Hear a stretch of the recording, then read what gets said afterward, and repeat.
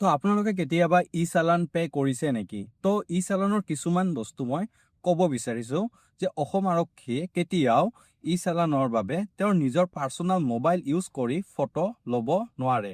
কাৰণ এই ফটোখন এডিট কৰিও তেওঁ বহুত কিবা কিবি কৰিব পাৰে। যদি তেওঁ আজি ৰাতিপুৱা ছাপ'জ এটা চালান মোবাইলেৰে ফটো মাৰিলে, সেই চালান সন্ধিয়া কাটিল বা এসপ্তাহ পিছত বা দুদিন পিছতো এই চালান কাটে, তেনেহ'লে এইটো গ্ৰহণযোগ্য নহয়। যোনটো ডিভাইচ গভৰ্ণমেণ্টে দিয়ে, সেই ডিভাইচেৰে সেই একজেক্ট টাইম আৰু একজেক্ট লোকেশ্যনতহে সেই চালানটো তেওঁলোকে কাটিব লাগিব। আৰু যদি সেনেকুৱা নকৰে, তেনেহ'লে আপোনালোকে কমপ্লেইন দিব পাৰে।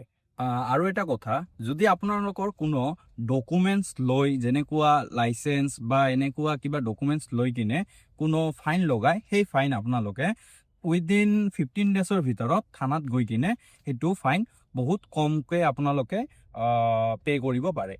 নেক্সট কি ভিডিঅ' আপোনালোকক লাগে ল'ৰ বিষয়ে, তো সেইটো মোক কমেণ্টত জনাব, মই আপোনালোকক দিবলৈ ট্ৰাই কৰিম। ধন্যবাদ।